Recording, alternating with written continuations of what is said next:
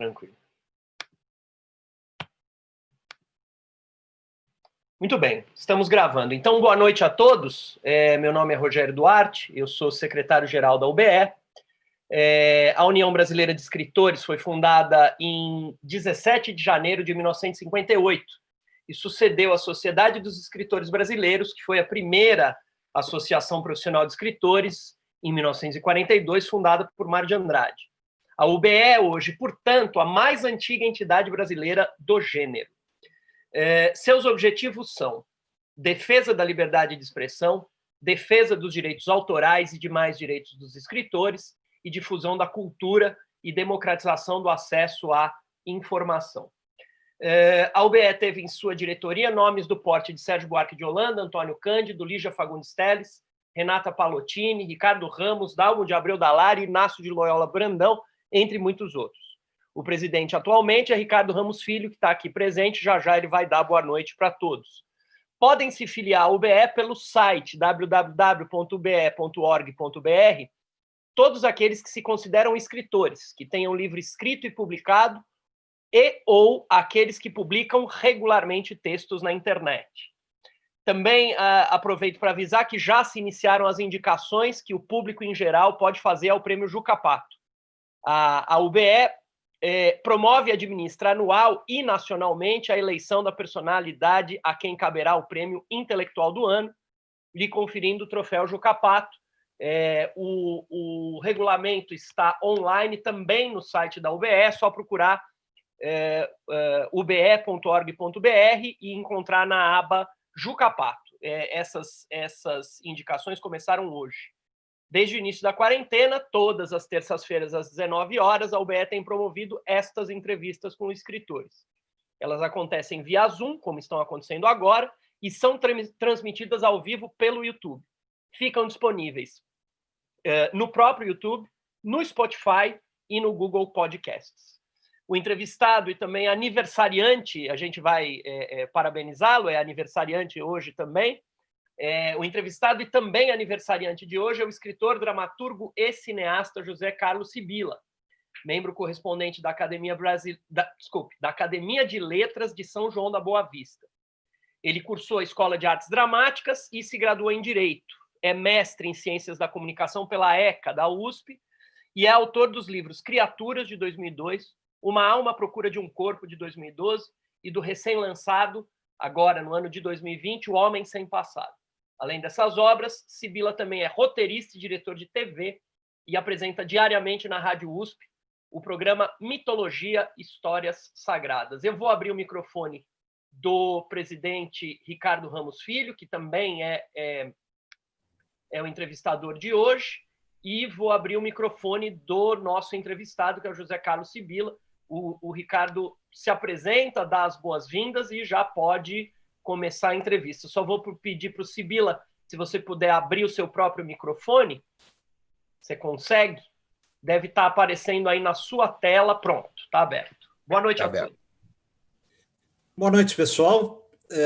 É um prazer para mim estar novamente aqui, mais uma terça, mais uma entrevista, mais um entrevistado, uma pessoa que eu já conheço faz tempo, o Sibila, uma pessoa de quem eu gosto muito, e estou muito feliz de poder entrevistar hoje, deixando para ele o meu abraço carinhoso de parabéns, né?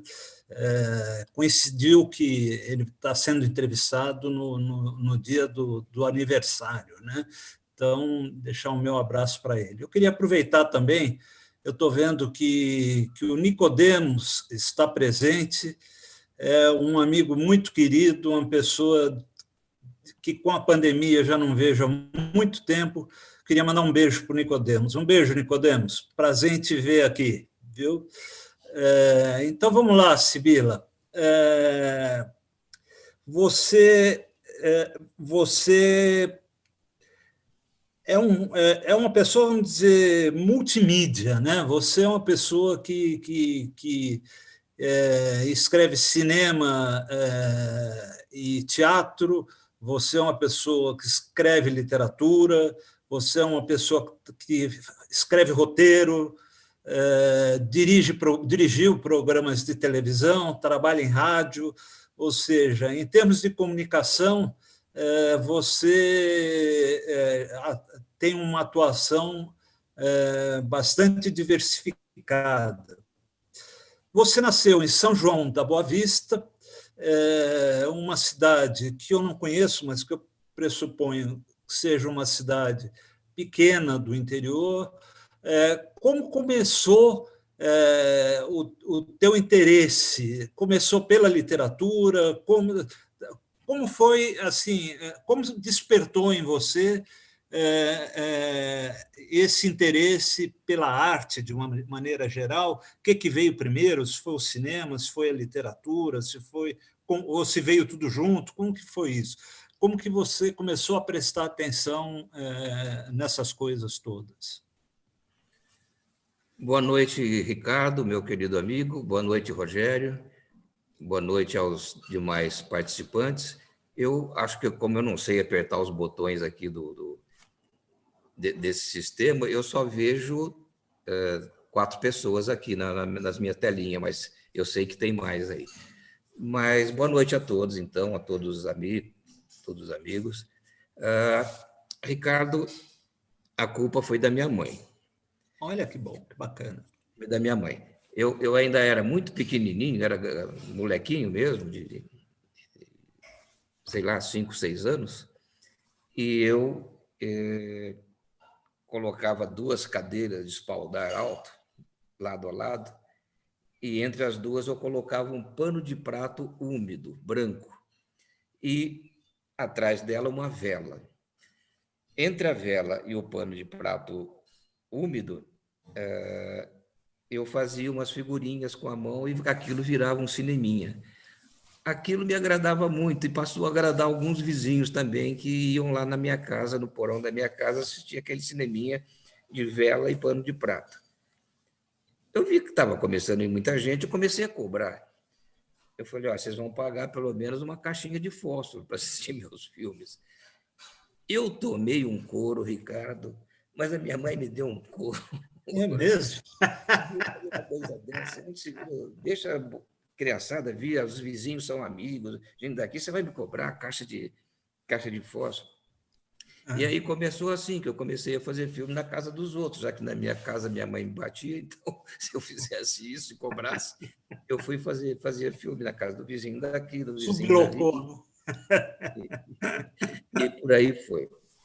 Mas logo aos 15 para 16 anos eu vim para São Paulo, onde sempre morei até 72, 73, quando eu fui embora do Brasil.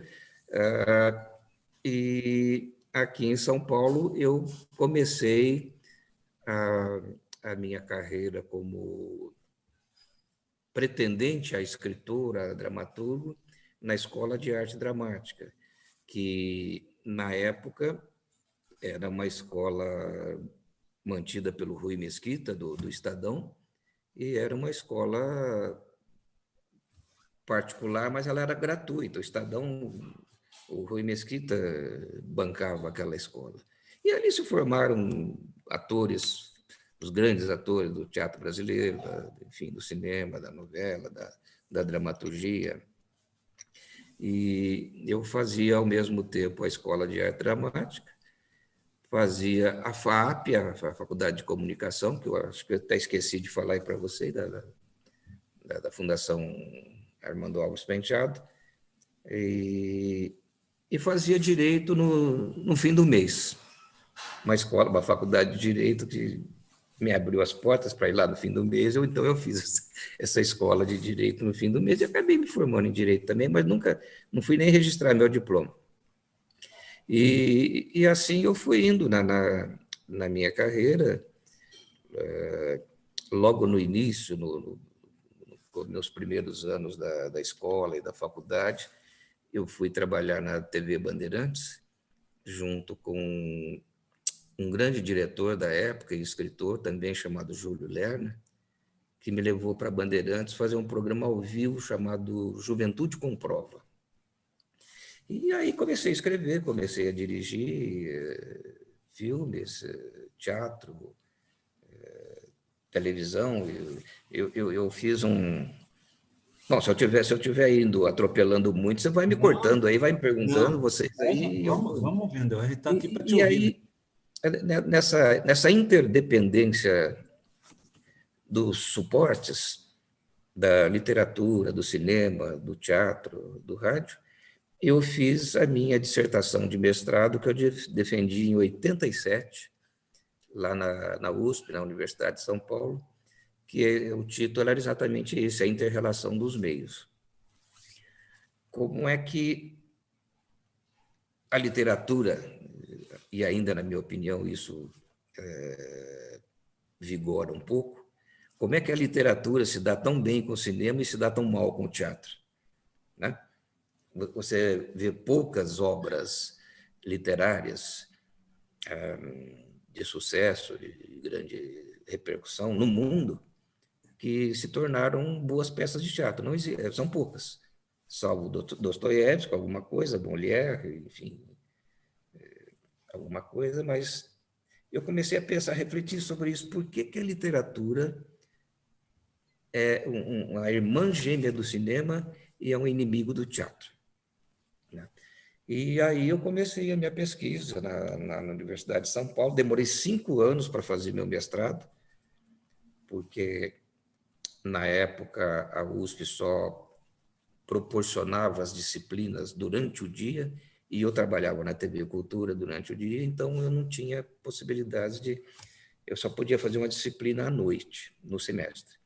E aí eu fui fazendo a pesquisa e fui misturando essa parafernália toda da literatura com teatro, com rádio, com cinema e com o circo. Fiz um trabalho de circo fantástico uma vez, depois, se tiver oportunidade, gostaria de falar que foi um dos trabalhos que mais me agradaram de fazer, é que, sem entender nada de circo, me dei muito bem com gente de circo, escrevendo e dirigindo na TV Bandeirantes um programa chamado O Grande Circo, que eram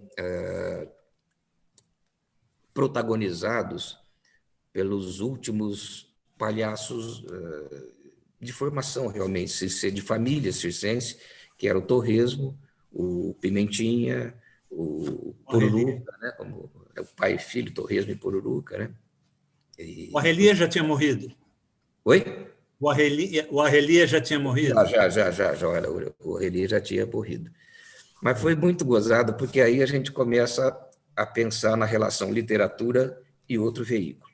E a televisão lá... Ali, então, eu embolava, porque eram 3, era literatura, televisão e circo, né? E aí eu comecei a fazer os roteiros dos programas ao vivo, no sábado, e repetia gravado no domingo. Comecei a fazer o roteiro, escrevia isso, escrevia aquilo, e eu pensei assim, não adianta nada escrever para esse povo. A gente tem que sentar, trabalhar o conteúdo do dia e deixar eles fazerem, porque eles não seguiam uma palavra da literatura, do roteiro. Nada. Mas improvisavam.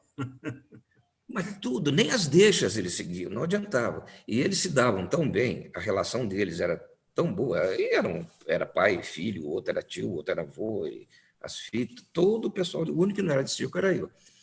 Eu era de televisão, eles acharam que eu, sendo de televisão, poderia fazer circo. E deu certo, o programa foi legal. Era um programa que dava, na Bandeirantes, 7 pontos de audiência. Na Bandeirantes, era e é 7 pontos para a Bandeirantes, uma coisa fantástica, né? Ao vivo de sábado, e na repetição de domingo, dava 3, 4, que era uma coisa muito boa. Mas era interessante, trazendo aí a conversa para o nosso Mocó, né? É que o roteiro, enquanto instrumento literário, como recurso literário, não adiantava absolutamente nada para a palhaçada.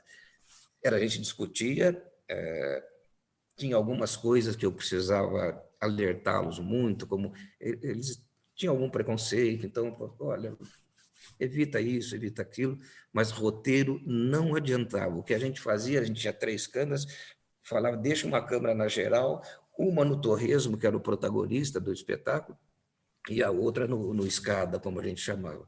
E deixa a palhaçada fazer o circo. E eles faziam maravilhosamente bem, e eu Eu acabava lembro jogando, muito do rasgava o Torresmo. O roteiro, jogava Torresmo fora. foi um palhaço assim, da minha infância, de infância e juventude, né? Mas era um palhaço que eu gostava muito dele. O Torresmo, ele era um artista fantástico, maravilhoso. O Pimentinha também Mentinha também. era um artista fantástico. E era interessante que você não podia fazer uma única peça do que ele precisasse. A gola era ele que costurava, o casaco era ele que costurava, o nariz era ele que fazia, as unhas, a maquiagem, o penteado, a bilheteria era ele que fazia. Uhum. Era um Coisa bem do artista teatro mesmo, né? Do circo mesmo, né? Quer dizer, do aquela circo, coisa do que no circo. circo eles fazem tudo, Ele, né? exato, ele, o filho, o Pururuca, o, o Pimentinha e toda a família dos dois. Uhum. Mães, a esposa, os filhos, os netos, todos eles trabalhavam. Não tinha gente de fora, não. Tinha eu de fora como uma pessoa que usava um recurso dentro do outro, né? Mas eu fui me adaptando a muito custo. E depois vão me balizando aí, de repente eu começo a devagar muito aqui e Não, fujo um pouco da literatura, mas eu não fujo da literatura, é o uso da literatura em outro veículo, né? não, estamos indo. Está Aí muito curioso.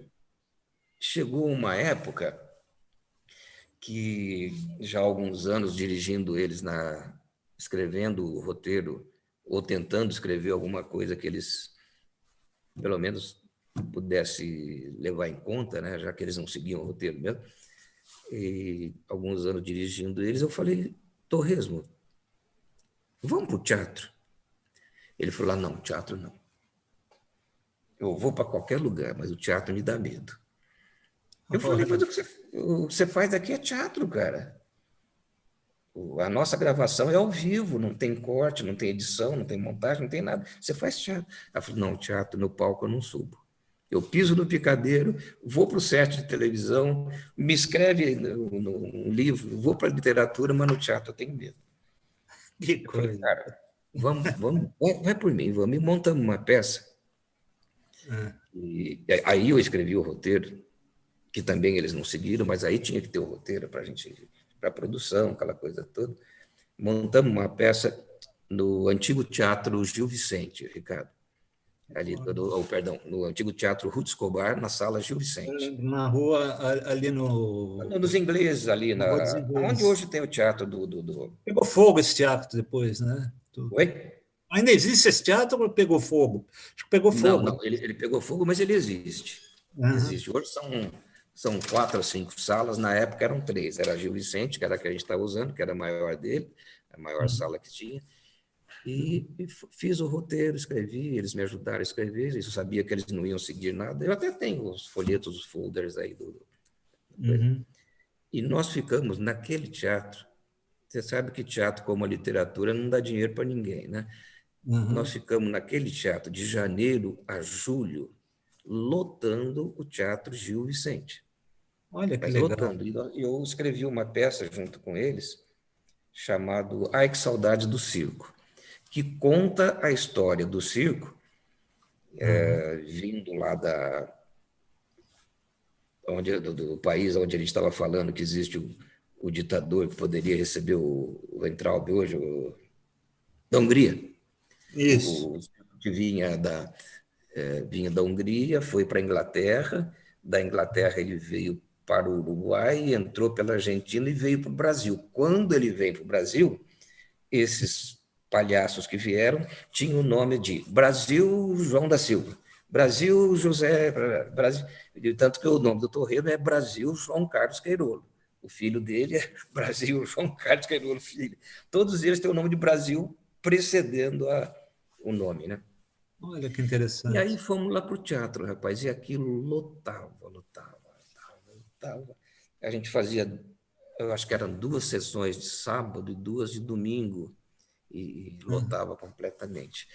Mas, de vez em quando, a gente reunia um pouquinho e tal. Eu falei, Torresmo, e o roteiro? Você não seguiu porra nenhuma. Eu falei, não segui e não vou seguir.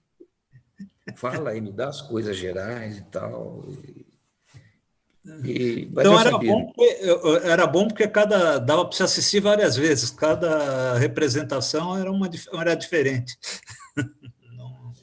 Mas você sabe, o Ricardo, né? Você está escrevendo aí um romance, um roteiro, você também é roteirista, né? Que você Sim, escreve. sou. Você, pelo menos, as deixas finais para o outro personagem entrar na história, você precisa. Eles não precisavam. Era no olhar, no sentimento, o outro sabia o que tinha que entrar e o que não tinha. Então, Olha. ele entrava com uma palavra qualquer lá, Uhum, amor, por exemplo, paixão, uhum, porque uhum, eles não iam falar aquilo. Podia falar uhum. uma vez, na sequência não falava mais. E foi assim. Aí eu fiz esse roteiro e nós ficamos lá 6 meses. O pessoal do teatro, do teatrão mesmo, falou, "Não, como é que vocês estão há 6 meses fazendo 2 sessões de sábado, 2 de domingo e lotando o Gil Vicente, que era a maior casa da empresária na época, Ruth Escobar. Uhum. Ainda gostam das crianças, né? E as É, crianças ainda gostam dos palhaços, né? E é. aí fomos ficando, fomos ficando. É hoje em dia que nós não temos mais muito, né? Hoje em dia essa cultura está bem fraquinha, né? Eu acho que o único Tá. palhaço que a gente tem hoje é o Bozo mesmo, né? É, tem, Falando tem, nisso, tem um que fugiu para os Estados Unidos esses dias aí, acho que ontem ou antes de é o ontem. outro, é o outro. É. Deixa eu te perguntar uma coisa. Você disse que na década de 70, 71, você foi embora do Brasil. Foi por motivos políticos, ou desilusão? Para onde você foi e quanto tempo você ficou? Eu fui, na época, eu fui para Paris e eu ficava num lugar chamado Casa do Brasil, na cidade universitária, Tá. que vocês conhecem, é uma cidade universitária onde não tem universidade, só tem a Casa dos Universitários. E eu fui Tá. para a Casa do Brasil, mas era não gosto muito de falar disso, mas eram momentos difíceis, né? Também lá para o Brasil era difícil. Uhum. E logo eu me desentendi um pouco com o diretor lá da casa e ele me mandou embora da casa, mas eles tinham que me deixar em algum lugar, eles não podiam me pôr na rua porque eu fui com esse agendamento, né? Sim. E aí eu fui parar na casa do Líbano, que é uma vivência fantástica, Uhum. e depois na casa de Portugal, Uhum. onde eu tive uma experiência muito fantástica no suporte cinema. A Tá. Casa de Portugal era absolutamente fechada, nada podia existir. Existia um cineclube, um teatro maravilhoso, mas não podia. Aí, com a Revolução dos Dos cravos. Cravos, Uhum. eles me convidaram para falar: Sibila, precisa abrir, Monsieur Sibila, precisa abrir as portas. Precisa abrir. Mandaram lá de Portugal, que a Casa de Portugal era da Fundação Gulbenkian, dependente de Portugal. Uhum. E Portugal falou, não, tem que abrir tudo agora, tem que passar filme, tem que fazer teatro, tem que falar da Revolução dos Cravos. Eu falei, então vamos. Peguei, abri o Cineclube, eu fazia a programação, eu projetava os filmes, ainda eram filmes de aqueles rolos enormes de positivo, né, de cópia do negativo, tem uns rolos grandes assim, que eu ia buscar, e a minha mulher era a bilheteria, era a bilheteira desse cineclube. Uhum. Mas tinha que passar e eles queriam filmes que tivessem uma certa revolução, com uma certa relação com a Revolução dos Cravos, com o que estava acontecendo. Uhum. Eu consegui alguns filmes do Manuel Manuel de Oliveira, o do português Manuel de Oliveira, que me parece que É morreu um agora. cara que depois eu tinha pensado em falar um pouco com você, né, Sibila? Porque o Manuel de Oliveira é um cara que faz a literatura conversar muito com o cinema, né? Sim, Ele sim, sim, sim, sim, sim. se você for ver os filmes do Manuel de Oliveira, geralmente a câmera está parada e tem sempre um texto bem literário por trás, né? Ele é um grande roteirista, né? E um grande Uhum. escritor de... E está vivo ainda, porque se tiver tem mais de 100 anos, né? Ele parece que morreu agora há pouco tempo, ele já estava com 98 anos, né? É. Ele esteve no Brasil, inclusive, Uhum. mas já com uma idade bem avançada. Uhum. Mas, enfim, eu passei alguns filmes do Manuel, Uhum. mas tinha poucos. Uhum. Não tinha filme português para passar, tinha poucos. Aí eu inventei, eles concordaram, acharam maravilhoso, de passar os filmes do cinema novo. Olha que legal. Então, passei o Dragão da Rio 40 Maldade, graus, essas coisas. o Glauber teve lá, Uhum. Uhum. e alguma coisa do Nelson Pereira dos Santos. Fomos levando e fomos tocando. Tocamos aquele cineclube Uhum. por pouco mais de um ano. Uhum. E Que tinha legal. uma repercussão, aquilo lotava. Não tinha brasileiro muito, não, mas tinha, os franceses iam, os portugueses que estavam ali iam bastante assistir. Uhum. E, e estando lá, eu escrevi o meu primeiro roteiro e dirigi o meu primeiro filme, que ainda foi feito. Eu não sei quantos de nós aí permeio também pelo cinema. Eu fiz ainda em Super 8, Ainda lá foi em Super 8. Ah, Lá em tá. Paris. Uhum. E lá fiquei mais ou menos de 4 para 5 anos. Uhum. Quando achei assim que era interessante, eu peguei e voltei para cá. E aqui estou. Eu voltei para a TV Cultura na época, e fui indo, Cultura, Bandeirantes, Gazeta, Record. Eu acho que você E passou por todas as televisões, né? as Passou. abertas, sim, as abertas, sim. É. As abertas não religiosas, sim. Tem Uhum. muita TV aberta. Não, não evangélicas, né? Nossa. É. Mas eu falo assim das religiosas, mas eu não faço nenhuma crítica assim, muito, pelo menos não muito contundente. Eu acho que eu fiz uns trabalhos para a Igreja Católica, que abria a programação da Globo antigamente, que Uhum. eram trabalhos muito, muito bons de fazer. Uhum. Eles me davam o paradigma bíblico, a Bíblia escreve lá, invadam as terras, está escrito na Bíblia, está lá Uhum. escrito, era o que eles me davam. Eles falam, trabalha com essa informação bíblica, invadam as terras, está escrito. Aí, a partir desse invadam as terras, a gente construía uma história de 2 minutos, e a gente tinha um corpo de roteiristas, de escritores Uhum. relativamente bom, né? Uns 10 roteiristas, mais ou menos, e eu Uhum. dirigia, fazia a redação final dos roteiros e dirigia Uhum. esses filmes muito legais. E, ao mesmo tempo, eu ia escrevendo meus livros, escrevendo minhas peças, né? Que Uhum. Uhum. ainda até hoje, agora acabei de escrever uma peça chamada Supremos Decaídos, que é o encontro dos deuses da antiguidade com o Papa do Renascimento. E Uhum. nessa época do Renascimento eles vão se encontrar. É Uhum. mais ou menos uma prestação de contas, porque a Igreja Católica foi o fim do, do, Uhum. do politeísmo, né? Então, com o Renascimento, com a possibilidade do Renascimento, eu escrevi essa peça, chama Supremos Decaídos. Vamos ver o que vai dar. Eu acho que quem vai ficar decaído sou eu, porque quero ver onde que eu vou arrumar jeito de produzir isso aí. Mas é assim. Escuta, Sibila, você estava dizendo que você fez uma tese para a tua tese na ECA. Era uma tese em que você demorou uns 5 anos para fazer, a tese não, a dissertação, né, era mestrado, e que você demorou uns 5 anos para fazer, e que nela você discutia o fato da literatura, de não haver boas adaptações de literatura para o teatro.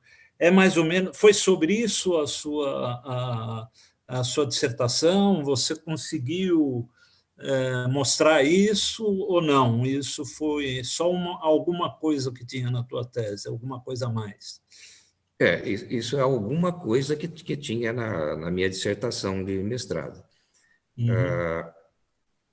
Porque eu abordei a literatura relativa ao cinema, relativa ao rádio, o rádio relativo ao cinema, o cinema relativo ao teatro, sempre que havia uma integração. E Uhum. a gente... É que hoje a linguagem é muito rica, né? Ela vai evoluindo e adquire outras qualidades, né? Mas eu me recordo de muito, talvez os colegas que estejam aí sejam mais esclarecidos que eu me recordo de pouquíssima literatura que tenha virado bom teatro. Que tenha sido feita uma adaptação boa para teatro, não é? A menos que você pegue a ideia de um Dostoiévski e reescreva, e outra coisa. Porque a literatura, vocês sabem melhor do que eu, a literatura ela é dissertativa, ela é descritiva. O teatro não aceita a descrição. O teatro você precisa viver a ação. Então, quando você a literatura é narrativa, o cinema é narrativo, né? A televisão é narrativa, mas o teatro não aceita. O teatro, os personagens precisam viver a história. Se ele começar a contar a história, o espectador vai embora, fecha a porta. Mas isso precisa ter um pouco de cautela, porque os veículos vão mudando, né? Vão tomando outra feição, outro rumo. Tem gente que faz um teatro mais narrativo. Eu fui ver, uns anos atrás, uma peça me esqueci o nome dele agora, com a Fernanda Montenegro. Era um teatro narrado. Eu achei um horror, mas a crítica gostou muito. Então, precisa ter cuidado, né? De repente, Vira quase um monólogo, né? Uma coisa assim. vira um monólogo, fica alguém narrando o porquê que eu estou com dor, narrando a minha dor. Quando a literatura, o teatro, precisa viver a dor, né? Viver o sentimento. Mas isso é muito, enfim, hoje as coisas mudam muito, né? Tem gente fazendo teatro até nas redes sociais, enfim, e a gente tem que ir se adaptando às modernidades, né, Ricardo? E eu tenho uma peça chamada Proteu. Eu ia Proteu. falar nisso agora. Porque Então não aguarde. De vez em quando eu vou. Você tem o Homem Sem Passado, que é o teu último livro, é o livro que você publicou agora, não é? É o livro que eu publiquei agora. E é um livro baseado no mito de Proteu também, né? Não, não é não. O Homem Sem Passado, o Homem o Homem Sem Passado é um... Tá parecendo um negócio aqui, o webinar is now streaming live. Não tem que ver nada com isso, né, Rogério? Posso tocar em frente? Tranquilo. Pode ficar tranquilo. Ele deve estar avisando que está passando no YouTube. O Jung me fala assim, quando ele foi com o Freud, a primeira vez para os Estados Unidos, para um seminário de psiquiatria, psicologia, psiquiatria, o Jung teve um sonho lá em Nova York. Acho que ele se assustou com a cidade e teve um sonho. E nesse sonho, ele entra numa casa que é dele, a casa do Jung. Ele sabe que é dele. Mas ele não sabe o que é aquela casa. Ele sabe que é dele. Aí ele entra na casa, ele abre uma primeira porta, e quando ele entra por essa primeira porta, ele passa para um cenário da Idade Média, que é o porão da casa. Ele abre uma segunda porta e ele entra num cenário da antiguidade grego-romana. E uma terceira porta que tinha nessa casa, que é a dele, e que ele não sabe por que é dele, e não sabe nada dessa casa, ele entra num cenário aí dos anos, me parece que dos anos 20 ou 30, aí agora da nossa época. E desse sonho começou-se a elaborar um pouco mais o processo que eles chamam, ele e o Freud chamam de inconsciente coletivo. Ele falou, aquela casa era o meu inconsciente coletivo. Eu sabia que era minha, as informações que eu tinha, eu não estudei, me vieram pelo mundo, me vieram pela coletividade, e fui aprendendo. Então, esse livro meu não que eu tenha conseguido sequer chegar perto do Jung, mas esse homem sem passado é um homem que foi preso numa ditadura Razões militar. políticas, né? Razões Oi? políticas. Por razões políticas, né? Ele foi preso por razões políticas num regime militar. E nesse lugar, na verdade, é um hospital, cadeia, um hospital onde se prendiam os indesejados, e ele é tirado as informações da história dele, da mente dele, ele vai perdendo a mente. Quando ele sai, ele vai procurar conhecer o seu passado.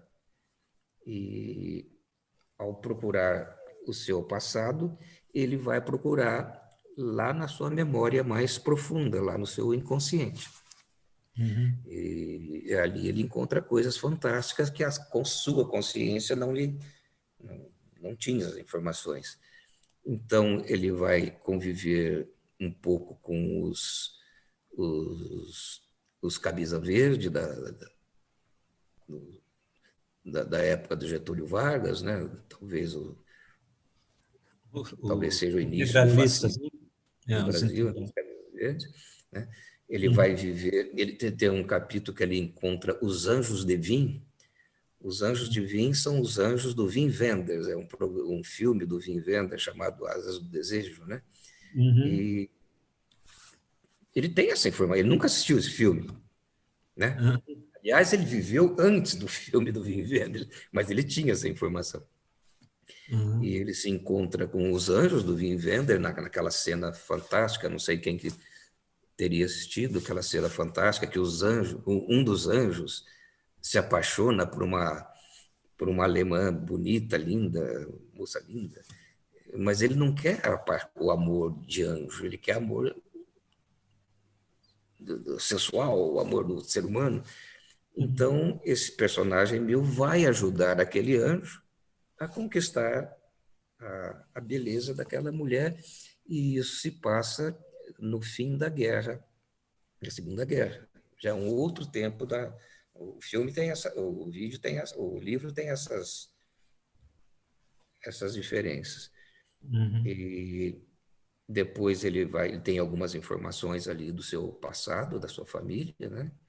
E depois ele vai para um lugar chamado Ragnarok, que é um lugar da mitologia celta, né? E ali ele vai encontrar com as ninfas, onde ele vai procurar outras informações que falasse quem eu sou. É um homem desesperado a saber de quem ele é, ele não sabe. Então ele procura no seu inconsciente e vai indo por aí nessa loucura toda e até encontrar algumas referências do seu passado. E nessas referências do seu passado, ele encontra algo parecido com o que aconteceu com o Allende do Chile, né? Ele seria um familiar próximo a isso. E assim é o homem à procura. É o livro que você publicou em abril, que esse que não conseguiu lançar direito por causa da pandemia, né? Então, esse eu estava até falando com o Rogério, ele está lá na Martins Fontes, e Tá. tem uma caixa de livro lá, e já estava marcado para o dia 17 de abril, mas eles me ligaram e falaram, olha, não vai dar. Então tá lá. Nós vamos no lançamento, nós vamos no lançamento quando der. Eu perguntei, e quando vai ser? Ele falou, você sabe quando acaba a pandemia? E aí o João da LP Books falou, olha, não vamos esperar, não, a gente não sabe quando que acaba essa história, vamos lançar teu livro nos negócios aí Da internet, né? A venda pelo nas plataformas digitais, né? Eu falei, olha, João, eu não entendo bulhufas disso, mas faz. Ele falou, olha, é um jeito de rodar, senão você vai ficar com o caixão parado aí. Aí ele lançou na Amazon, na Submarino, na Boc 2, enfim, na Magalu, e tá aí, o livro tá aí, é bom. De vez em quando eles me mandam relatório, assim, eu gosto. É bom, né? Escuta, e a peça que você fez sobre o mito de Proteu, você fez depois desse livro, a peça que você terminou agora? Foi mais ou menos junto, né? Eu escrevo, eu misturo muitas coisas, né? Vou escrevendo uma coisa daqui, outra ali, no meio dos livros, que da também peça. tem a mesma coisa, né? Porque é uma peça que você não consegue montar, né? Agora não dá, né? É uma peça. Eu falei, olha, eu estou cheio de escrever as coisas, pensando assim, como é que eu vou montar, escrever peça de 2 personagens sem cenário? Eu falei, olha, eu vou escrever, depois não sei o que vai dar. É uma peça de muitos personagens, só de divindades da antiguidade são 6. Tá. Tem o Papa, né? Tem o auxiliar do Papa, que eu não sei como é que chama, já procurei em tudo quanto é lugar, como é que chama o auxiliar de Papa, não sei, então eu coloco lá auxiliar de Papa. Alguém aí, talvez mais religioso que eu, talvez saiba como chama um auxiliar de Papa. Mas... E é gozado essa coisa de... Eu escrevi essa peça, acabei agora, fizemos uma leitura há uns 3 ou 4 meses atrás, num teatro ali na Patriarca. Sim. Pequeno, mas muito, muito simpático. Fizemos uma leitura, pouca gente de teatro e tal. Atrás da Academia Paulista de Letras, ali, o teatro. Sim. E terminei, mas por mais que eu queira ser... não queira me meter na vida dos deuses, eu acabo me metendo um pouco, porque eu tenho uma certa admiração por ele e talvez menos admiração pelos antagonistas, né? Acabei agora posso interromper um segundo? Opa!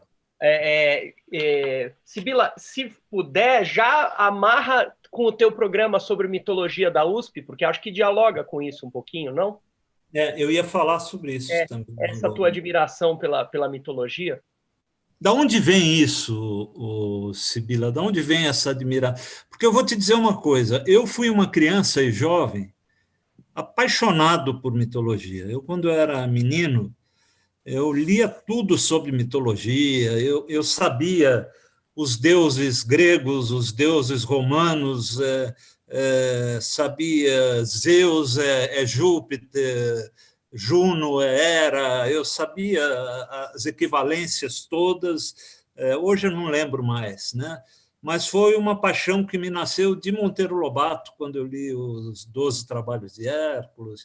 Monteiro Lobato me passou, e aí eu comecei a pesquisar, comecei a pedir para o meu pai me trazer livro de mitologia, comecei a ler. Aonde veio, como começou em você? Porque, vamos dizer, um cara como você, que tem cerca de 300 programas gravados sobre mitologia, é um especialista em mitologia hoje. Eu acho que pouca gente hoje deve conhecer de mitologia o que você conhece. Da onde veio essa paixão? O meu programa lá da Rádio USP se chama Mitologia e Histórias Sagradas, com 300 programas já fechados, é o maior acervo radiofônico de mitologia da América Latina. Uhum. Ele nasceu, se vocês me perdoem aí, não sei se posso falar, mas nasceu da filha da puta de uma professora da Escola de Arte Dramática. Ela me deu a Ilíada e a Odisseia para ler inteirinho e fazer análise sintática da Ilíada e a Odisseia. Eu xinguei tanto essa professora, mas xinguei. Eu tinha 16 anos quando entrei, eu era o aluno mais novo da IAD. Xinguei, e hoje infelizmente, ela morreu ano passado, mas hoje eu dou graças a ela, né? Eu fiz a análise sintática inteirinha da Ilíada e Odisseia. E daí a gente vai vendo que a literatura começou um pouco ali, né? Até Homero, as histórias eram Orais. contadas, né? Eram orais, né? E Homero pegou essas histórias, todas que não são dele, não tem a menor possibilidade de ser todas dele, e condensou nesse livro. Então, eu me apaixonei muito por aqueles deuses, aqueles heróis, aquelas heroínas que eu achava que eram lindas de morrer, aquelas divindades. E dali em diante eu fui e não parei mais de ler sobre mitologia. Hoje eu tenho, eu acho que fora as bibliotecas públicas, acho que eu tenho o maior acervo de livros de mitologia, pelo menos nas bibliotecas domésticas, vai. E vou lendo, vou fazendo, até porque eu tenho que fazer 6 roteiros de mitologia por semana. Então, eu estou escrevendo a peça Supremos Decaídos, estou escrevendo o livro O Homem Sem Passado, e estou escrevendo 5 roteiros semanais para chegar lá na terça-feira e ter os 5 programas para gravar, né? Você Agora grava já os programas na terça, são gravados. são gravados, são gravados. Eles Tá. são gravados e o primeiro gravado entra no ar no dia seguinte, né? Então não tem como falhar. Mas esse gosto pela mitologia, é que você vai estudando a mitologia, quem está estudando, vai ver que não tem como não conhecer a mitologia. Eu termino sempre o programa falando assim: os mitos estão aí. É questão de saber reanalisar os símbolos. Os mitos estão aí, né? Os maias, os mitos maias, que são fantásticos, nos contam a história de como aquela civilização, de um dia para o outro, com uma invasão dos espanhóis, como acabou aquilo lá. Hoje você pega, vai fazer um turismo lá, você vê isso, aquilo, vê aquilo, mas a essência do mito foi destruída. Mas eles estão presentes. E, inclusive, para nós, escritores, quando a gente está escrevendo, a gente usa muitos termos. Outro dia eu fiz um programa só de termos mitológicos que são usados na literatura, né? E a gente não sabe muito bem por quê. Palavras, Então, você diz, né? Você está falando palavras que a gente usa, né? palavras, sim, palavras. Né? Você... Ricardo, Oi. são 7h55, então sugestão é você fazer essa pergunta e a gente abrir para o pessoal perguntar. Deixa eu só fazer a última pergunta que ele tinha. Ele disse que ele tinha uma história gostosa sobre mitologia para contar, que eu perguntasse isso depois. Que história é essa sobre mitologia que você tinha para contar para a gente? A história ela não é sobre mitologia, mas é sobre o programa de mitologia.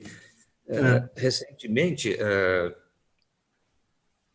alguém aí dessa área de informática entrou e pegou alguns programas, hacker, né? Acho, sei lá, pegou alguns programas e nós tivemos que ficar uma semana e meia fora, sem veicular um programa, porque não achava onde estava o programa. Uhum. E uma senhorazinha bem de idade, ela mandou uma mensagem, e ela falou assim: eu não aguento ficar sem as missas dos padres Sibila. Então, eu quero ouvir as missas dos padres Sibila.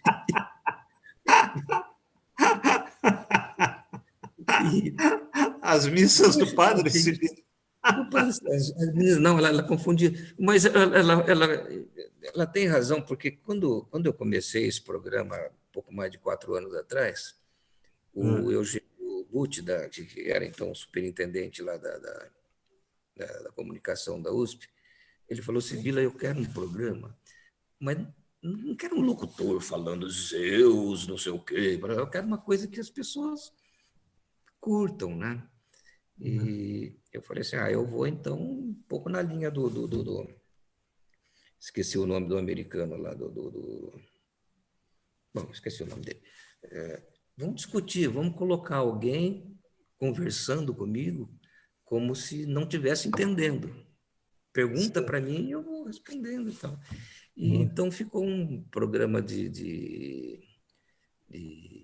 perguntas e respostas, de conversa, e a gente vai falando sem a menor preocupação, aliás, com a preocupação de não parecer um locutor falando, lendo.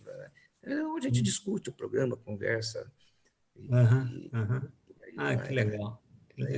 E a relação, que foi a tua pergunta inicial, a relação desse programa com a minha peça Supremos Decaídos vem daí. O Supremo Decaído tem uma divindade grega, tem uma divindade romana, tem uma divindade africana, acho que é Olodum. Não, Olodum, uma divindade africana, feminina. Tem uma divindade da mitologia brasileira, que é riquíssima e ninguém conhece, né? Não.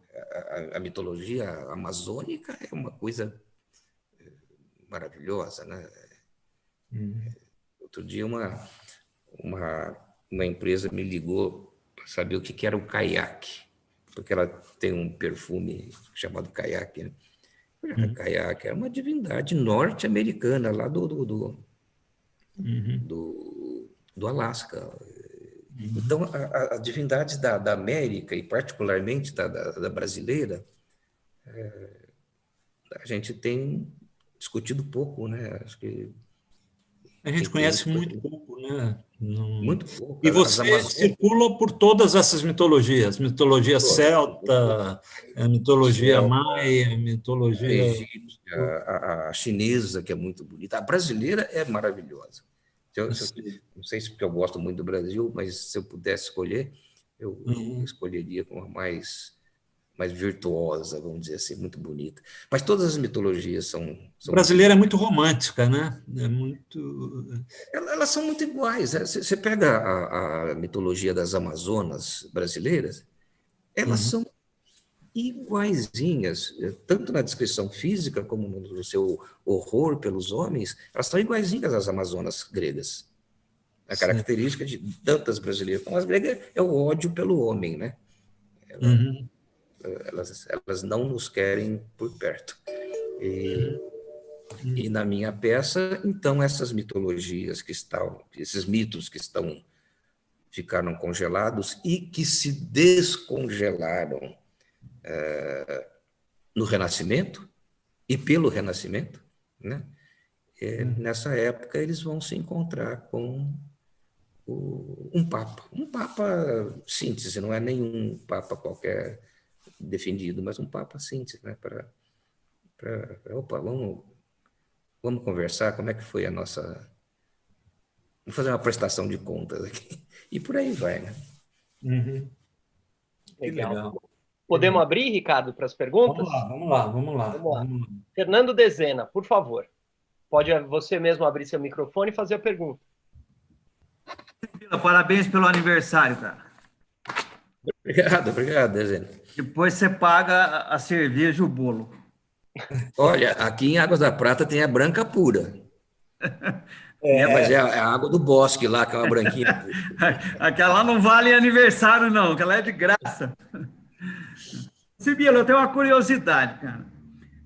Você é multifunção, trabalha em várias áreas e você disse que vai construindo a peça de teatro, vai fazendo um roteiro, vai escrevendo um romance. A minha curiosidade é o seguinte: como você faz para coordenar tudo isso?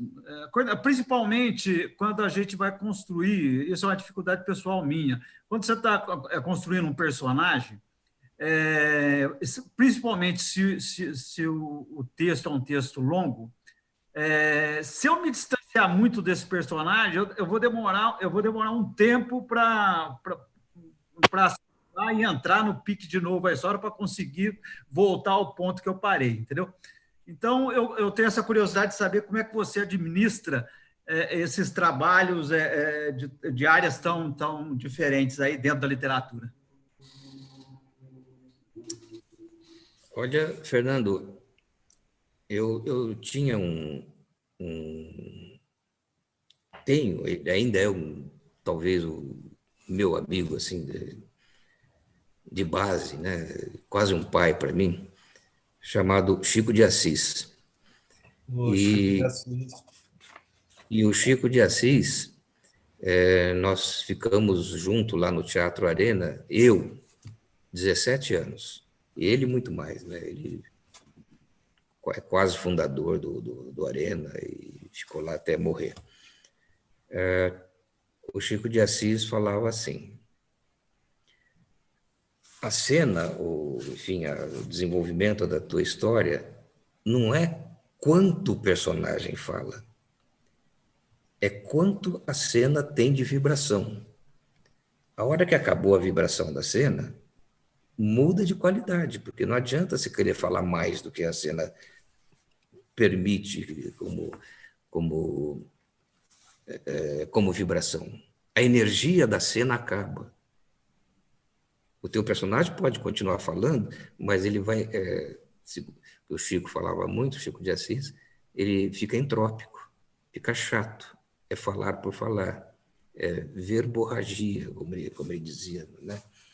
E era muito interessante porque lá no Arena ia muita gente do teatro, da literatura, muita gente da USP frequentava ali, né? Era sempre às segundas-feiras, o pessoal ia. E ele falava assim: não dê limites literários para o seu personagem, dê limites vibracionais. A hora que acabou a vibração, ele perdeu a energia, muda de qualidade, porque a tua história já não serve mais, vai para outra. Então, é o que ele chamava, né? E os americanos também fazem isso muito bem, né? A mudança de qualidade. Acabou, vamos mudar. Senão fica entrópico, né? Você fica falando daquilo que você já falou demais, né? Eu trabalho muito com isso. Meus personagens na literatura, eles têm todas a influência do teatro. São eles que conduzem a história, o diálogo deles. Eu, de vez em quando a possibilidade do teatro me parece que está terminando, aí eu pego a literatura de volta e trago o elemento narrativo. Mas a base da minha condução, das minhas histórias, é o diálogo dos personagens. Eles falam por mim. De vez em quando eles falam uma coisa que eu não gosto, mas eu acho comum, né? Acho que todos os nossos autores aí, nossos amigos autores, de vez em quando deve ter algum personagem falando coisa que você foge um pouquinho. Eu não sei se eu te respondi, mas é um pouco assim. Agora, se você pegar esses meus 3 livros, eu tenho um livro que o João Scortese que editou, é uma antologia. Esse também. Tem uma antologia que saiu pela UBE também, acho que o ano retrasado, se não me engano. Todos eles têm essa característica do personagem ou os personagens conduzirem a história. Eu deixo eles falarem, ainda que às vezes eles falem o que eu não queira. Maravilha. Obrigado. Opa! Obrigado, Fernando, por estar sempre aqui com a gente. Obrigado pela pergunta. Ricardo Fernandes, sua vez. Boa noite, Sibila, tudo bem? Oi, Bato, como é que tá? Tudo bom? Eu Tudo estava te bom? procurando aqui na tela, não estava te achando, mas É, agora vi cheio aqui assim. Tudo bem, parabéns amigo? pelo aniversário, primeiramente. Felicidades. Tudo de É bom o aí. último que eu faço, hein? E é isso. Posso fazer a pergunta, não? Por favor, por favor. Não, você falou muito de mitologia, né? E tem uma questão que você falou da mitologia amazônica, eu fiquei bastante interessado, né? Tem algum livro que você recomende para a gente entender um pouco melhor? Eu realmente não entendo nada, né, da mitologia, para não dizer que, né, nunca tive contato. Eu tive contato com uma história de um livrinho que eu li, chama Os Nascimentos de São Paulo, que conta uma história de uma batalha de índios, enfim, e que depois tem uma indiazinha que eles querem pegar as mulheres dos índios, eles protegem as mulheres, depois essa indiazinha ela sai pedindo pela Santa Cruz e tal, e aí a coisa se, né, a coisa se reverte e eles acabam, os que estavam sendo derrotados, acabam ganhando a batalha. E é claro que os jesuítas se utilizam muito dessa história para valorizar o seu lado, né, o lado da Igreja Católica e tal, mas isso é uma historinha que se conta aqui de São Paulo. Essa história se passou, segundo esse livro, no, nas margens do Tamanduateí, né? Aí eu fiquei pensando, né? Puxa, é uma história tão, uma pré-história tão rica que a gente tem e a gente não entende absolutamente nada, né? Então, se você puder citar algum livro que fale sobre a mitologia brasileira, pode ser tanto a amazônica, que você fala que é rica, mas imagino que tenha também de outras partes do lugar que hoje é o Brasil, né? Você recomenda alguma coisa? Essa é a minha pergunta para você. Tem sim, Ricardo. Na verdade, a mitologia amazônica, que é a mitologia brasileira, tem muito pouca coisa. E o pouco que tem está se perdendo. Mas tem um livrinho que, enfim, não se acha mais, né? Mas eu tenho. Mitologia dos Povos da Selva é o título. Mitologia dos Povos da Selva. Não, eu encontrei esse livro lá na biblioteca do Mindre, na USP. Eu não sei se. Mas aí foi um trabalho de prospecção, fui indo até que achei. Uhum. E tem muito pouca coisa. E, infelizmente, cada vez menos. Agora, eu tenho, acho que uns 15, entre 15 e 20 programas da rádio que fala sobre a mitologia dos povos da selva. E como a USP ela mantém um acervo gravado no site da USP, você entrando lá, você pode recuperar os programas que eu falo especificamente da. Só que a USP não está conseguindo me acompanhar, não. Eu já estou com 300 programas, eles conseguiram registrar lá pouco mais de 50. Mas ali você acha. Mas esse mitologia dos povos da selva é uma referência bem interessante. E o que tem um pouco mais, e você vai achar junto com as bibliotecas de olhar religioso, do candomblé, enfim, você vai encontrar sobre a mitologia afro-brasileira.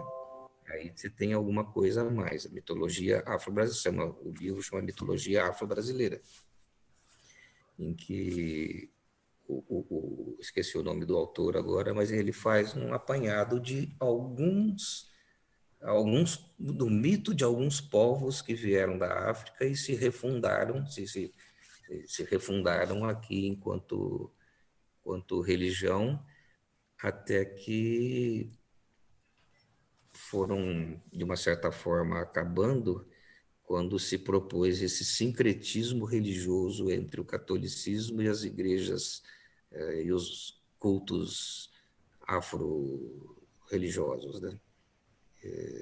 Esse sincretismo só valia para quando o afro ia para a Igreja Católica, mas o da Igreja Católica não vinha para o afro. Eu perguntei isso lá para o padre da Igreja de Salvador uma vez, lá fora, né, da igreja, as correntinhas, os médiuns, papapá, e eu passei depois, e todo mundo ali, né? Depois eu entrei na igreja e o padre falando do sincretismo, da beleza que os africanos, os afrodescendentes estavam vindo para a igreja católica, estava frequentando. Aí, no fim, eu pedi licença para ele, mas o senhor vai lá? Ele falou, não, eu lá não vou.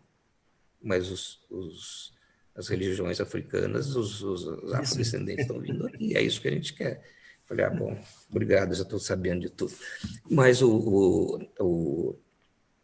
esses livros publicados pelas igrejas, pelos cultos afrodescendentes, são bem interessantes. Já a mitologia amazônica tem muito pouca coisa. Tem essa que eu te falei aí, talvez tenha mais uma ou outra que eu desconheça, né? Bacana. Eu vou procurar aqui na internet. Aí, se eu achar, mas vou achando, a gente vai conversando, então. E até me ajuda, porque é difícil você falar da mitologia brasileira. A amazônica é uma coisa linda, uma coisa riquíssima, é uma coisa de defesa do patrimônio cultural, histórico, do modo de ser. Aí vai terminando, né? Bacana. Obrigado. Obrigado pela pergunta, Ricardo. Palado, que é a primeira vez que você está aqui com a gente, seja muito bem-vindo. Palado, pode você mesmo abrir seu microfone e fazer a pergunta. Boa noite a todos, boa noite, Sibila, parabéns pelo aniversário. Achei que você não fosse me reconhecer com essa barba. O Sibila é um grande amigo da época do Chico, fizemos o Senda juntos, né? E eu estava dizendo aqui, se eu não me engano, foi uma leitura dramática foi do próprio Proteu que a gente fez, não? Sibila. Lá no Chico. Foi o começo do Proteu, não? Fiz o Proteu. Fiz uma peça chamada Doida. Teto de Lona, que foi uma peça encenada, que foi bastante bem. Mas quando você veio, ou seja, é mais recente que eu, né? Lá no Senda. Eu já peguei Foi o Proteu. Foi o Proteu. Eu encenei o Proteu junto com a Fabiana Sampaio. A gente fez a leitura dramática do teu texto, do Proteu, que eu tenho até hoje guardado aqui comigo. Foi. É verdade. E algumas coisas que você tocou aqui, que eu estava pensando, você falou do Torresminho e Pururuca, né? Eu lembro de ir assistir, eu não lembro se já era sobre a tua direção, na Praia Grande eles gravavam às vezes uns programas, eles tinham um estúdio lá. Não, a gente gravava sempre no estúdio da TV Bandeirantes, lá no Morumbi. Eu lembro de alguma coisa que eles faziam na Praia Grande, eu não lembro exatamente, eu era criança, muito pequeno, mas... E também agora você falando a respeito de palhaço e de lendas brasileiras, eu lembrei do Arrelia, né? O Arrelia tem uma coleção de livros que eu acho que tem um irmão meu que guarda até hoje isso, acho que são lendas do Brasil, alguma coisa, o Arrelia contando essas histórias. Mas, de qualquer maneira, desculpe, eu vou fazer a minha pergunta aqui. Foi muito bom te reencontrar aqui. Você que é uma pessoa que passa por tantas mídias, né? Você está desde o teatro, pela televisão, pelo cinema. Eu hoje dirijo teatro, escrevo para teatro, e eu tenho participado de muitos encontros, muitos fóruns, reuniões, falando a respeito dos caminhos do teatro a partir de agora, né, por conta dessa pandemia, das dificuldades que a gente encontra de reunir públicos em locais fechados. E aí a gente vê algumas pessoas que acham que tem mais que modernizar mesmo, fazer uma coisa pela internet. Tem gente que se recusa um pouco, acha que o teatro tem que ter a plateia presente. Eu queria saber de você, que passa por todas essas mídias, né, que passa por televisão, que passa para o cinema e que passa para o teatro, que conhece tão bem a diferença entre essa forma de se comunicar com o público. Para onde você acha que a gente está indo? O que está acontecendo? Você já escreveu alguma coisa de teatro para a internet? Quais são os caminhos? O que você pensa sobre isso? Olha, Palado, primeiro, muito feliz e muito legal de te rever. O Palado, para quem não sabe, nós convivemos um período lá no Seminário de Dramaturgia do Arena, junto com o mestre Chico de Assis, né? E o próprio Chico, sobre a tua pergunta, o Chico de Assis falava assim: o teatro é onde o ator pisa e para onde o autor escreve. Se o ator pisar nas mídias novas e nós soubermos escrever para elas, ali está o teatro, né? Segundo o Chico de Assis dizia. Agora, eu acho que eu não me dou, eu pessoalmente não me dou bem com essa mídia. Eu acho que ela é muito rápida para o meu gosto. É encontrar a linguagem dela. Você não imagina uma peça de 1h20 para um público habituado à internet. Eu acho que o cara vai embora, ele vai fazer xixi, vai comer pipoca, vai conversar de outras coisas, vai atender o celular para falar outra coisa. E essas coisas que incomodam muito para nós, da literatura, do teatro mais convencional. Mas eu acho que não tem jeito. A gente tem que achar esse time, aquilo que eu respondi um pouco para o Fernando Dezena agora há pouco. Não pode ficar entrópico. Tem que mudar de qualidade, porque o público é diferente, não é o público de hoje não está acostumado a ir ao teatro. Eu dei aula aí uns 12 anos em faculdades, e de uma certa brincadeira eu perguntava para os alunos: que teatro que teu pai foi assistir essa semana? Que orquestra que eles foram ver? Que livro que vocês leram? Tua avó, tua tia? Nenhum. Mas é questão de adaptar a essa nova linguagem que está aí, não tem jeito. Eu não gosto dela e provavelmente não vai fazer nada nisso, mas ela está aí, cara. E é uma porta que se abre para outras pessoas mais, talvez se adequem mais, né, a essa mídia.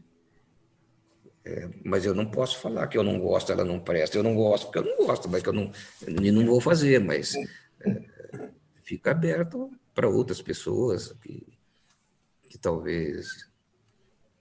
Eu não gostava da televisão que a Xuxa fazia, mas ela veio e fez um sucesso. Fazer o quê? Né? Eu acho que é ter percepção do ritmo dessa nova mídia e como é que quais são as possibilidades cognitivas do usuário dessa nova mídia. Como é que ele pode... Qual é o time que precisa ter para ele aprender alguma coisa, enfim, para que o seu trabalho seja desenvolvido nessas novas mídias. Eu acho que é uma questão de adaptar ao tempo. Mas é complicado, viu, Palato? Eu fiz muitos anos chamadas na TV Cultura e chamadas na TV Bandeirantes. Sabe quanto que eu tinha para fazer uma chamada de um filme, de um longa-metragem de 1h30? 30 segundos. Eu tinha que desenvolver uma linguagem que em 30 segundos eu conseguisse atrair o público para aquele filme de 1h30, para a novela, para o show, enfim. É questão de você ver aonde está entrópico, aonde você está, enfim, usando uma expressão mais vulgar, aí aonde você está enrolando, né? E achar o tempo, né, disso.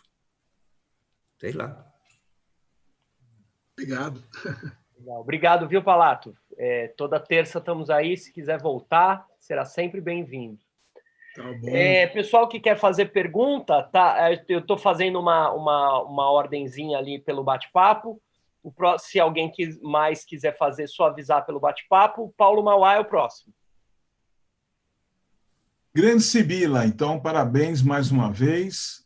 E eu vou cobrar, junto com o Dezena, né? Nós vamos cobrar, porque a gente está lá em São João ou Águas da Prata, e não vai ser a água da fonte, com certeza. Sibila, me explica uma coisa, é baseado mais ou menos na pergunta do Dezena. Você é estudante, professor da faculdade, roteirista, escritor de livro, dramaturgo. Qual é o método, qual é a regra de escrever, lugar? Você morou em um monte... Na verdade, você fala de mitologia, mas a sua vida é uma epopeia, né? Assim, em termos de morar em vários lugares, vários fusos horários. Como você tem isso dentro de uma regra de escrever várias coisas ao mesmo tempo? É de manhã, é à tarde, agora eu vou fazer isso, agora eu vou fazer aquilo. Ele questionou sobre personagem, estar concentrado naquilo para fazer uma coisa. Eu quero saber assim, acordei e fiz isso. Não acordei, só vou fazer de noite. Como é que você estabelece uma regra de conduta para que você tenha um resultado bom? Paulo, não tenho, não.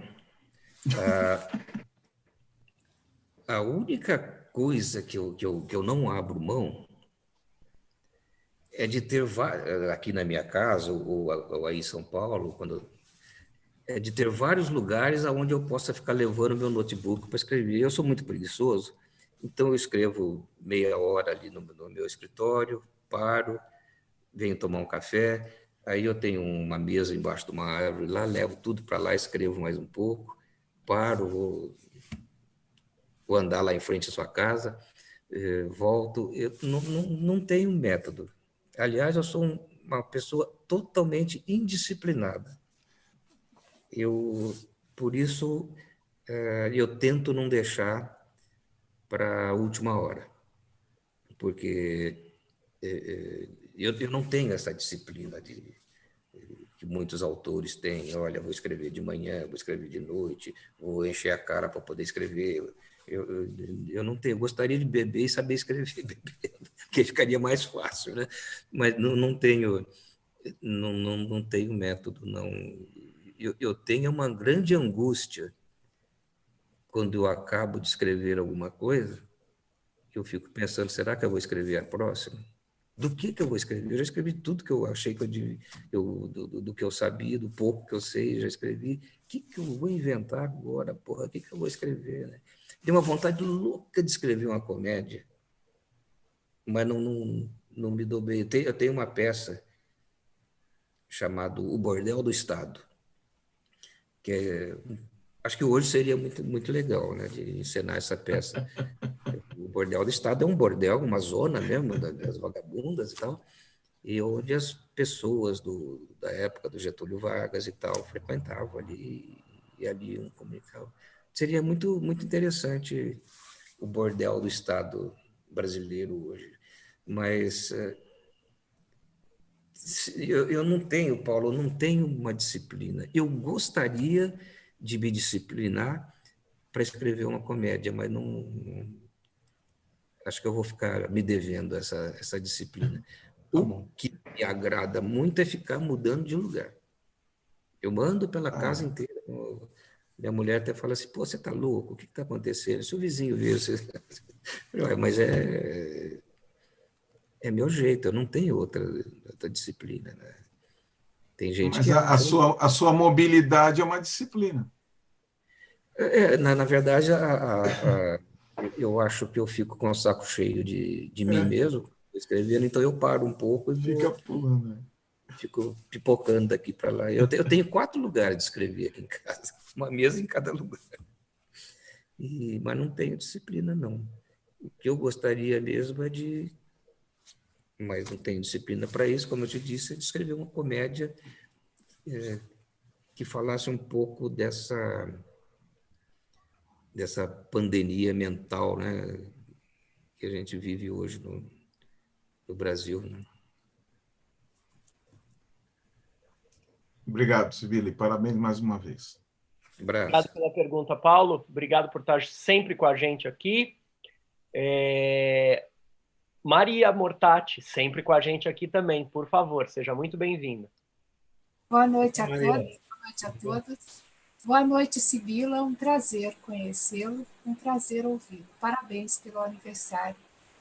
Eu estou ouvindo aqui, imaginando essa sua serenidade e você, ao mesmo tempo, dizendo da sua inquietude, que escreve, levanta.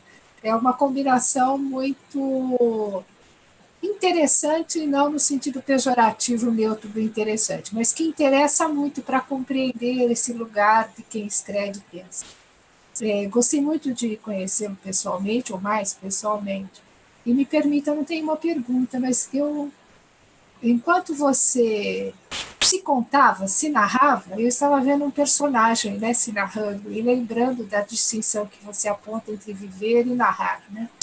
Uma vibração aqui muito boa, especialmente no seu livro O Homem Sem Passado, quando você menciona o capítulo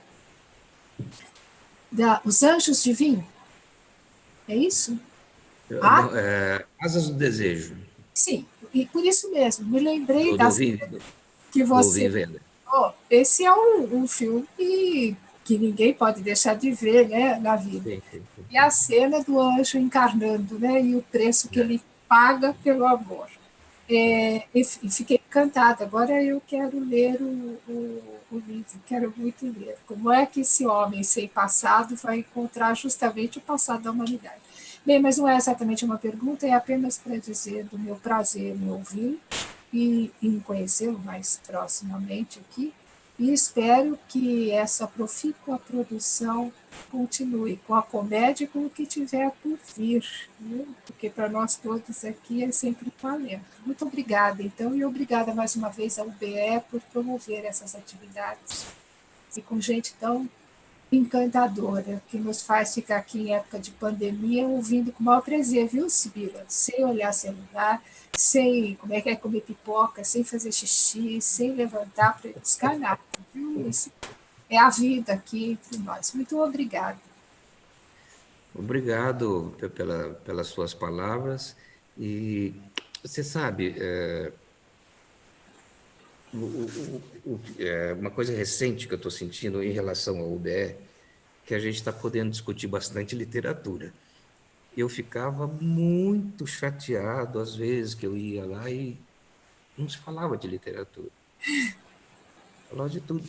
Então é legal, né, esses encontros que o Ricardo, que o Rogério proporciona para a gente falar as nossas bobagens, algumas certezas, né? E a gente vai falando.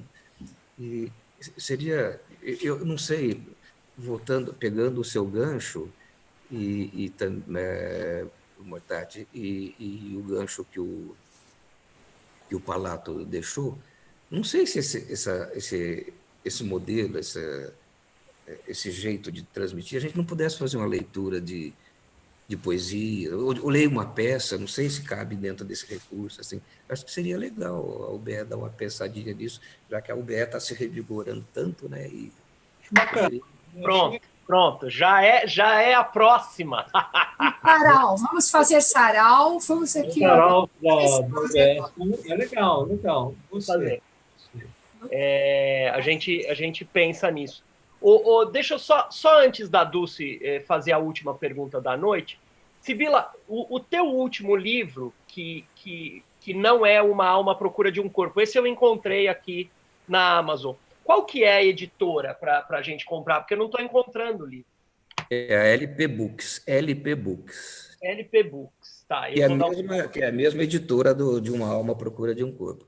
Eu sei que as pessoas têm encontrado na Amazon, na Submarino, na Boc 2, na Magalu, tá, E tem mais uma aí que eu não lembro, que está vendendo também. LP Books E Editora. espero que logo, logo vai lá para o teu vizinho, lá na Martins Fontes. Aí você acha. Gente, quem quiser, eu acho que é sempre bom.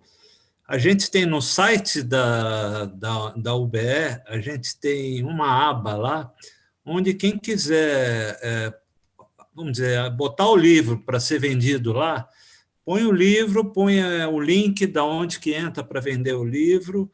É uma coisa que pode ser feita. Né? É só entrar lá e ver, e aí colocar o livro e os links da onde que se pode comprar o livro. Tá? A gente disponibiliza isso no site da UBE. Tá? Então, quem quiser fazer, quem tiver livro que queira vender e que queira, usa esse recurso, que é legal. É só entrar lá, clicar. Eu tenho o livro anunciado lá, o Rogério tem. Tudo. Maria também tem. Maria tem também. Deixa eu só fazer uma colocação, Sibila. O site da Americanas está com o seu livro. Americanas. É verdade. Americanas foi a que eu esqueci. Tá bom? É verdade. Obrigado, Paulo, pela lembrança. Obrigado, Paulo. Então, aqui só para esclarecer, no site da UBE, essa página, que é a página que o UBE oferece para os sócios. Então, é ube.org.br, na aba Livros, só clica ali, tá divulgação de livros do portal da UBE. Aí submete a essa divulgação e a gente publica. E para terminar, peraí. Eu coloquei esse link aqui, olha. Legal. Obrigado, Ricardo.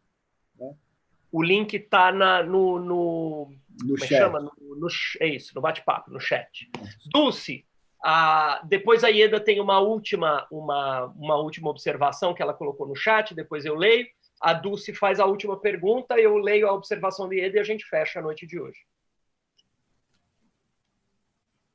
Dulce, a única coisa é que você precisa abrir o seu microfone. Tá. Roberto, pode falar. Tá aberto. Eu fiquei muito curiosa com o seu nome. Sibila não é uma deusa do oráculo?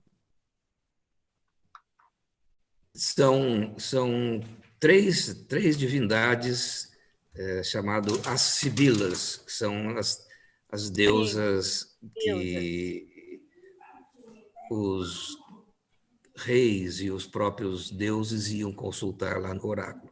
Exato. Mas o meu Sibila não é divino. O meu Sibila é um erro de cartório terrível, porque o meu Sibila é Sebille, conforme a família da minha mãe, com C-E-B-I-L-L-I.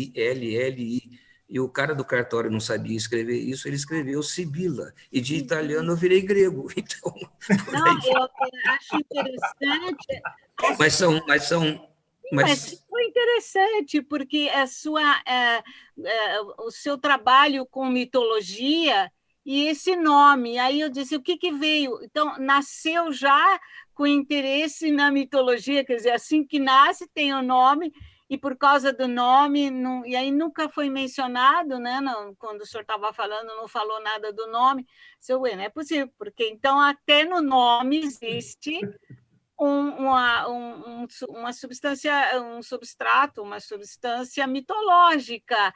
E eu gostaria de saber essa curiosidade, esse interesse pela mitologia. Eu estou estudando muito a tragédia grega já há alguns anos, então eu também tive que estudar mitologia.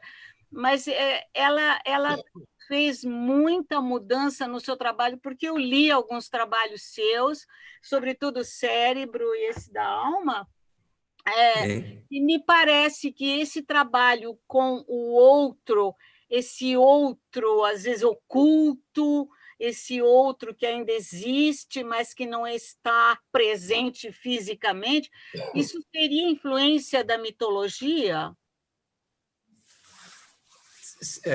Eu acho que tem duas vertentes aí de influência, sim, da mitologia, com certeza, mas uma coisa do junguiana mesmo, desse mergulho para o interior, para o inconsciente, né, que é uma tônica você disse que leu O Cérebro, né? E um outro conto meu.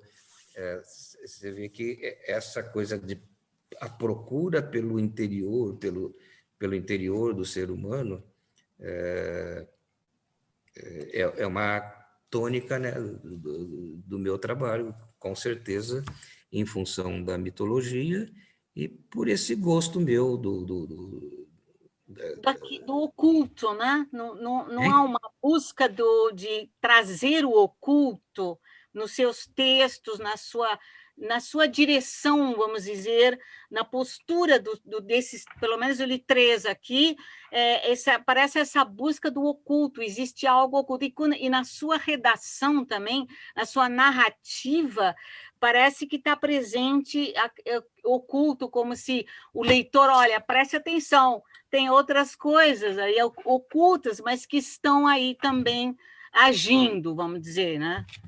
Não sei, me deu essa impressão, uma leitura que eu fiz, que adorei tudo, achei muito bem escrito, uma maravilha, realmente um talento de escritor que realmente gostei demais, achei muito, muito lindo, e eu estou lendo tanta tragédia grega, sabe, me deu assim uma relação muito grande entre um tipo de literatura e a sua literatura, né? O seu trabalho intelectual. Tem bastante trabalho, então, assim, bem elaborado, uma grande elaboração, como nas tragédias gregas, como na mitologia grega, né? Obrigado, Dulce, pelas referências que você faz, mas, sem dúvida, são 2 caminhos que eu procuro mesmo.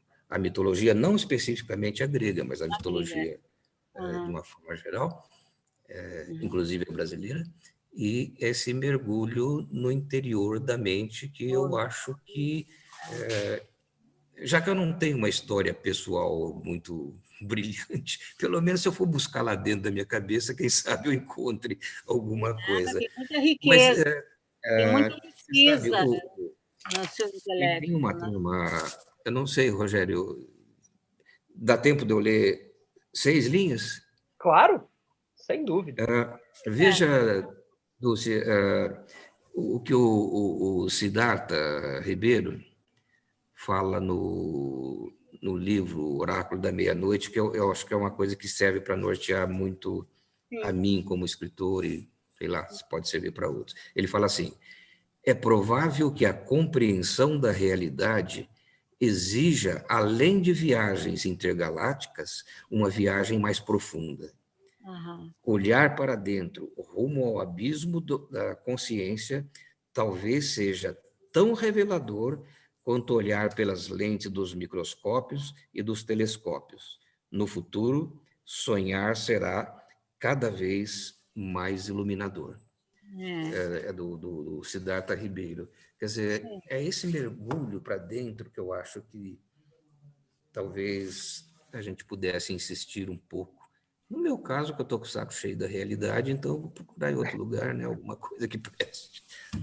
Sim, é algo que não é só superficial, né? Superficial, por exemplo, a sua afirmação contra as redes sociais, né, trabalhar com essa dimensão tecnológica que é muito rápida, que é muito fluente, que é líquida, como diz o Bauman lá, né? Muito líquido. Então, isso para um escritor, para um literato que quer justamente a profundidade, atualmente eu acho um trabalho árduo, mas necessário, porque toda a relação entre as pessoas está muito superficial. E veja as consequências. O Brasil está passando, no momento, por a consequência do superficial, de ficarem só no superficial, porque senão a gente não estaria numa situação em que a gente está agora. Pelo menos eu vejo dessa maneira. Se aprofundasse um pouco os discursos que estão por aí, etc., etc., nós não entraríamos numa dessa que está difícil de sair.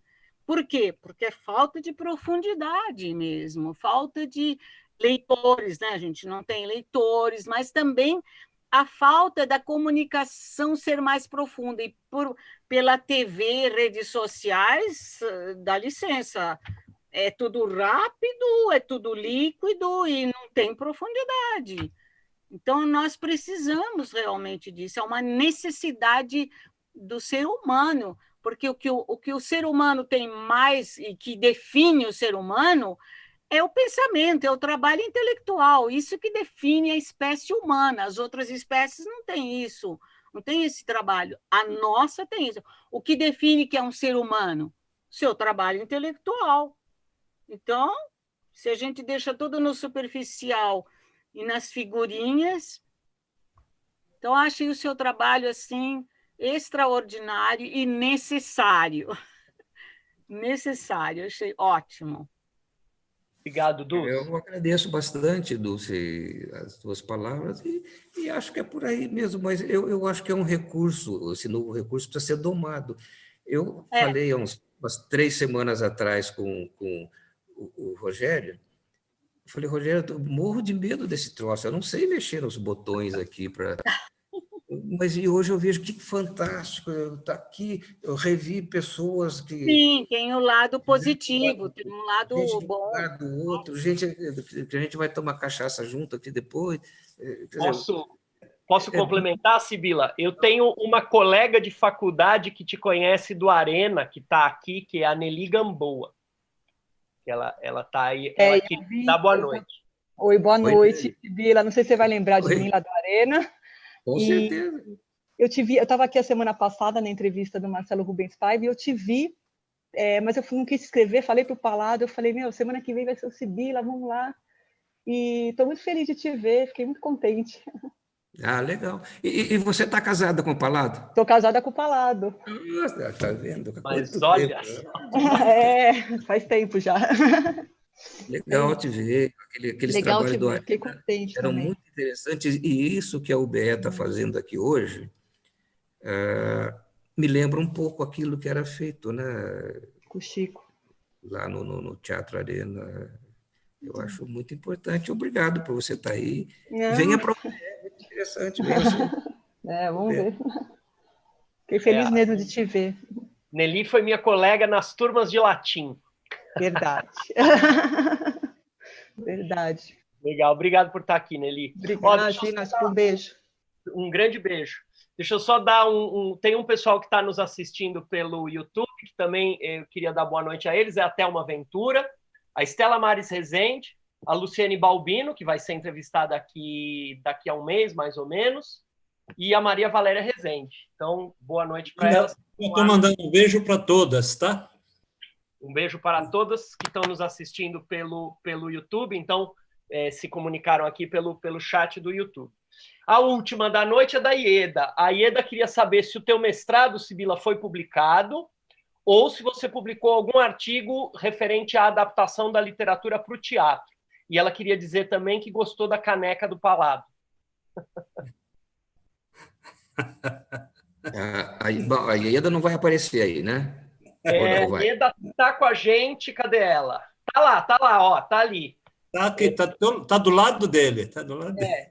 Você precisa dar uma circulada aí pelos quadradinhos, ela tá aí. Que boa noite, parabéns. Tá. Não, Ieda, o meu mestrado está lá na biblioteca da USP, da ECA, né, da USP, mas ela não foi editada como um livro. É uma dissertação, acho que 250 páginas, e está lá na biblioteca da USP.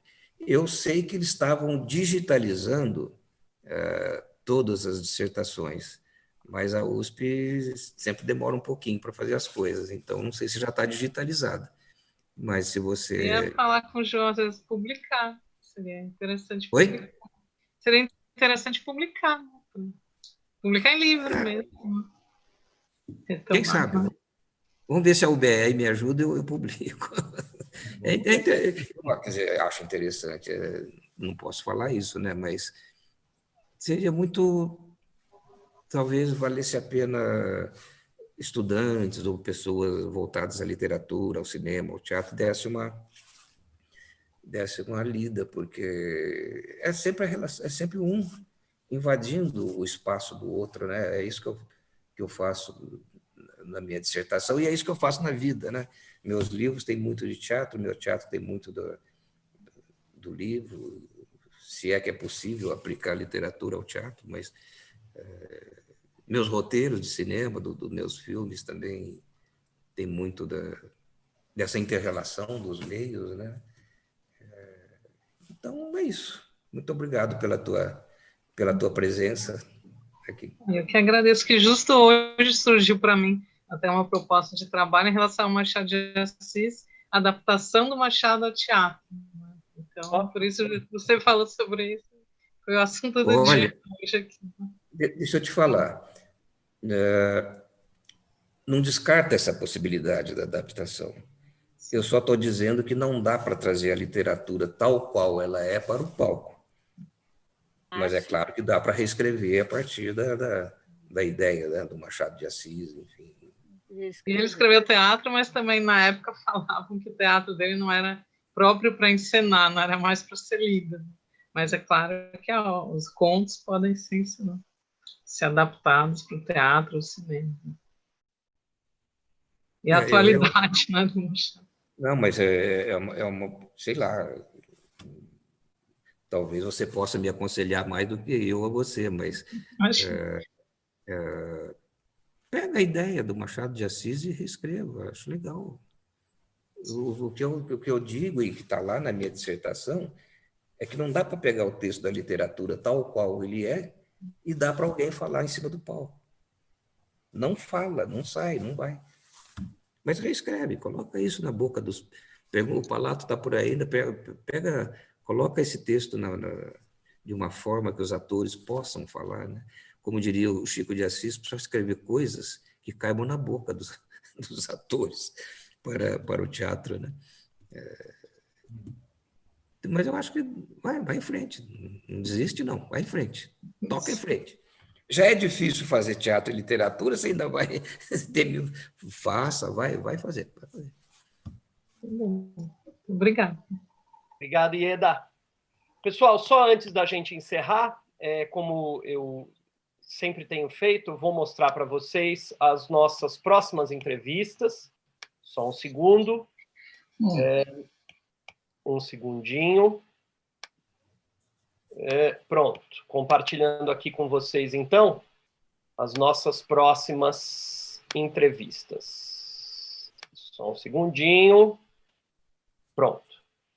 Semana que vem, a gente vai entrevistar o Fernando Moraes, 30 de junho, sempre terças, às 19h, todo mundo já está se acostumando. Semana que vem a gente tem o Fernando Moraes, autor de grandes biografias de sucesso. Depois, no dia 7 de julho, Maílson Furtado Viana, que venceu o Prêmio Jabuti, com uma publicação independente de poesia e o livro do ano, em 2018. Josélia Aguiar, dia 14 de julho, autora da biografia do Jorge Amado, que saiu em 2018, foi premiada em 2019 com o Jabuti de biografia. 21 de julho, Esther Amarres Rezende, grande escritora. Dia 28 de julho, Maria Fernanda Elias Malho, também vencedora do Jabuti. 4 de agosto, Ricardo Viveiros, que é além de ser escritor, tem uma vivência importante com comunicação. E a Luciane Balbino, que é uma escritora que está morando em Portugal e tem se aproximado da UBE, vai falar também dos livros dela. Então, temos aí a agenda, tá animada. Ricardo, por favor, se despede e a gente encerra. Pessoal, muito legal, Sibila, mais uma vez parabéns. Parabéns não só pela entrevista, mas também pelo teu aniversário. Eu acho que a gente bateu um papo muito agradável aqui, foi muito gostoso. Aos que estão presentes e que possam indicar para outras pessoas, eu acho que indiquem, entrem no site da UBE e indiquem quem vocês acham que merece levar o Prêmio Juca Pato como intelectual do ano, tá? Eu acho que isso é bom. a gente fazer um prêmio Juca Pato com bastante votação, né? E até a próxima semana, quando a gente vai estar aqui com o Fernando Moraes, né? Muito obrigado a todos e estamos ainda no começo da semana, né? Uma boa semana para todo mundo, tá bom? Sibila, um grande abraço, meu amigo. Muito legal a tua participação. Gostei muito de te entrevistar. Um abraço. Obrigado, Ricardo. Obrigado, Rogério. Obrigado a todos os amigos que compareceram aí e conversaram com a gente. E estamos sempre disponíveis e vamos dar esse apoio aí que a UBE precisa nesse novo momento, nessa nova fase. Então, agradeço muito a vocês. Muito obrigado. Nicodemos, um beijo, amigo. Prazer te ver. Um abraço, Ricardo, meu querido, amado. E a todos aí. Estou com saudade de você, Nicodemos. Estamos voltando, tá? Mas estou junto, unido e cada vez mais confiante, vendo aí, né, que a UBE está incorporando novamente, assumindo seu lugar, né, na luta, né, contra o neofascismo e pela democracia. Parabéns ao José Carlos nossa Sibila. Obrigação, né? Sibila, parabéns pela entrevista maravilhosa, tá? E um abraço para todos. Beijo para você, Um abraço, Nicodemos. Muito obrigado. Então, muito obrigado a todos, especialmente muito obrigado ao entrevistado de hoje, que foi José Carlos Sibila, e esperamos todos vocês. Obrigado, viu, Sibila? Um grande abraço para você. E esperamos todos vocês na semana que vem, na próxima entrevista com o Fernando Moraes. Uma boa noite a todos. Um abraço.